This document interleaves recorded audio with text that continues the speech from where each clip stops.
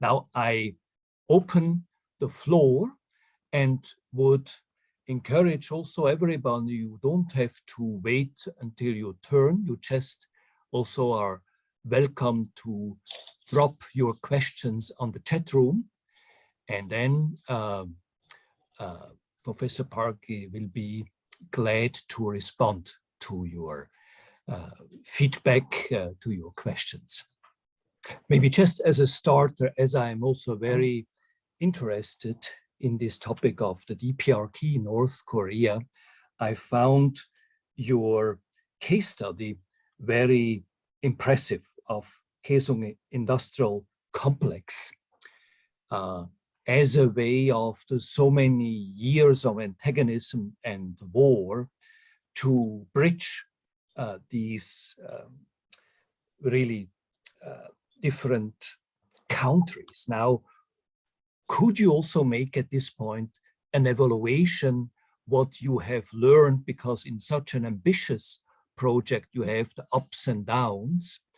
And I remember your also evaluation at some point, see this is always highly demanding, and how you would also see this case study of Kaesong Industrial Park as a way forward, now also with the new government in Korea. Could you, I know it's a very tough one, but because we have always to refer to case studies in order to kind of reassure ourselves what we are talking about, if you could get back to this evaluation of this very impressive example of approaching DPRK with South Korea.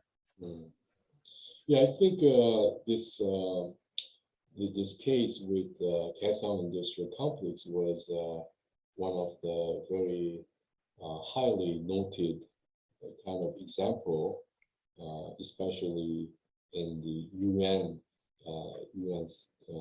community.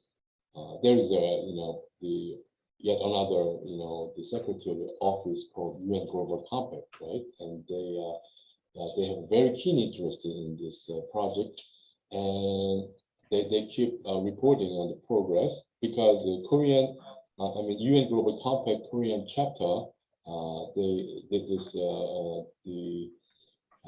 Kaesong Industrial Complex case was one of the top priority of the case. Mm-hmm. So anyway, but this is a larger environmental constraints is there. So this again, North Korean recent issues with the UN sanctions against North Korea and so on and so forth. But I mean, if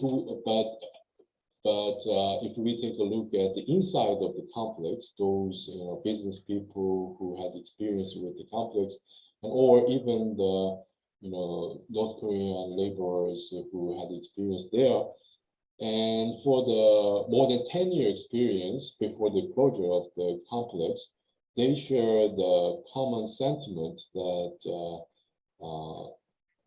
very unexpected level of the collaboration and compassion as a community of the same, the same people, Korean, that kind of sentiment was there. So I think it has a big potential, and once this environmental setting is more or less settled down, I think, and also the most of the business leaders who had experience there survey that once the complex is open, they are very ready to return back. So I think it's ready to keep going on as soon as the environment constraints is more or less settled down. So I think still I still think it's a very promising project, and we shall see. Great. Now, may I ask all the participants, so you can either drop your question, but also feel welcome to unmute yourself and ask a question to Professor Stephen Park. If possible, I'm very curious to listen to your students or your colleagues about the potentiality of Greater Barrier Area Initiative, if you have. We appreciate that you referred also to this initiative of the Greater Bay Area. Is there anybody who would like to share insight about Greater Bay Area? We may start with it because also your contribution has been to support an initiative, if I may say, in the Greater Bay Area, which is the Macau Manifesto. So we had, I think, an important, not only a symposium, but a follow-up on key principles meant to be universal, but especially significant in Macau and Hong Kong. And we have now, meanwhile, 6 translations, thanks to you also in Korea. And the idea is actually to respond to this call of Pope Francis. I appreciate you mentioned his letter of Laudato Si, and particularly 2 years ago, he challenged these business schools and business scholars and the young economists to come up with a new paradigm. And actually, it was interesting. He said we don't need Nobel Prize winners. Before it was a whole bunch of Nobel Prize winners, but the young economists. See, and so I think this could be a starter, hoping then also some of our colleagues could click in how also this can be a reference for this systemic change, what you mentioned. It's not just, individually we try hard because that may have not the desired effect, but really more of an institutional kind of systematic change. See, maybe this could be a way to kind of get different also feedback, and also from your side, how you think this manifesto could be a reference for Asian business schools and Asian universities. Also, I think it's a very good opportunity. I know due to the pandemic, this discussion about Greater Barrier Area project is not very alive at this moment. But after the pandemic, soon, the things get back to normal, and there are some opportunity to do something about doing this kind of stuff that I talked about in conjunction with this project. Those people who involved in the Greater Bay Area Initiative. So I think it's a good idea that based on the manifesto you developed, Father Wathlin, and apply those principles to some areas of goals of making the society, making the region, and making the given community peaceful and harmonious. And remember that there is a strategic model developed by UN Global Compact, 5-stage model. Define your area, and make a goal, and make a commitment, and do something, and measure the results, and share the outcome together, so that communicate among the interested groups, and keep going on. This kind of strategic model. So maybe there make a forum, and based on the text of manifesto, and plan to do something, and share the experiences. And I think that's the very one possible, the way of making this happen, I think.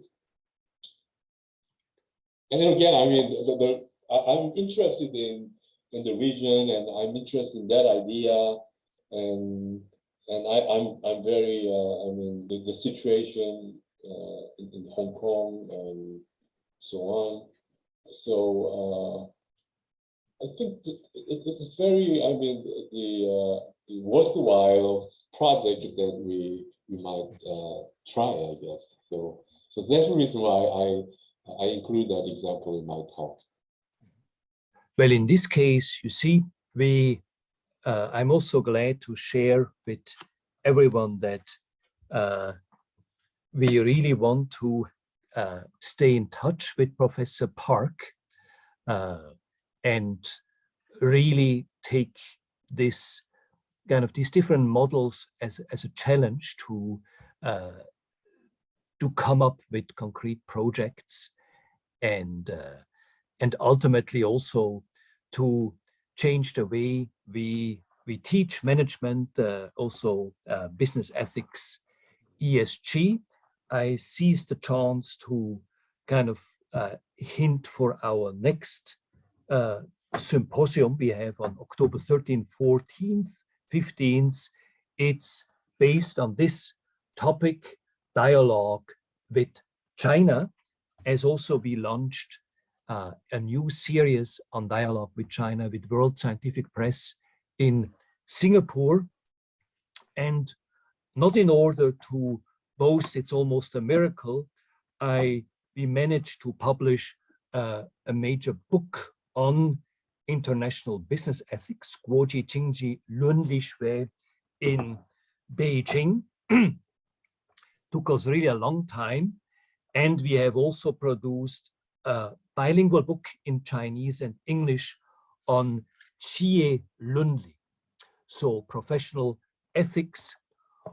All this is considered as work in progress. And for me, it was really a privilege that we can work together with Professor Park. So, and then also, by the way, his contribution, his article on Business for Peace has been published in the Journal of the Macau Ricci Institute, which is basically an online journal. And so in this case, I would just give the ball back to you, Stephen, to wrap up. Sometimes people maybe have questions later. I think you will be delighted. And so we have a question here. Hong Kong as a rebel city. So how can business relationships help to promote peace between Hong Kong and mainland China? It's also a tough one. Over to you.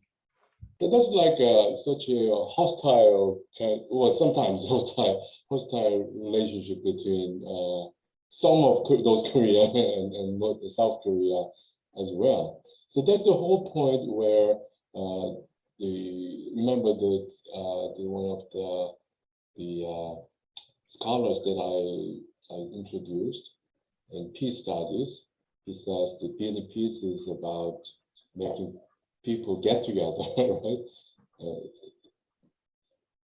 It's improbable process, and improbable people get together.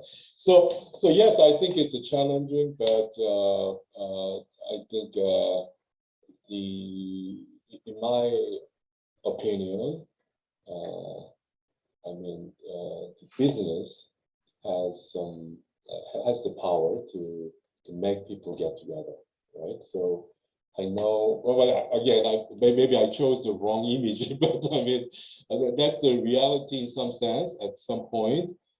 But in the end, it's not. I mean, in my understanding, it's about social unrest. This social unrest, for example, in Korea, is more about even, you know, the social issue, right? The housing issue, and you know, income disparity issue, and job issue, and so on and so forth, right? So the way of dealing with this kind of rebelliousness of the society, and how can we deal with this and so on. Yes, I think it's a complex issue. That's the whole point, right, of the talk that I shared with you. So peace building, even those the scholars in the peace studies, is very challenging issue. And what I propose is the possibility of business might play. And I know that it's at the conceptual level and so on and so forth. But actually, I happened to be in Hong Kong while I was teaching in the summer school in one of the universities in Hong Kong during the 2019. And I happened to read some of the articles from South China Morning Post about some companies in China. As far as I remember, I think there are quite a few companies like that. They suggest some programs to invite young people from Hong Kong to guarantee some job opportunities. And these are the companies, high-tech companies, which is very favored employment opportunities for the youngsters. And I think I read articles something like that. And I think it's a starting point. It may be a small step, but by having these youngsters in Hong Kong experience with this promising job opportunities in Chinese companies, and gradually they think there's some possibility of the collaboration and integration and so on, and that will open for some possibility of building some atmosphere in society where some level of enhanced level of trust and integration and so on and so forth, right? So again, I think I chose the wrong image, but the reason why I chose that image is reality. But I believe that there must be some way to remedying that kind of hard situation. The hard situation on the Korean Peninsula as well, right? And there might be some opportunity for business to do something about this. Okay. Thank you for your question.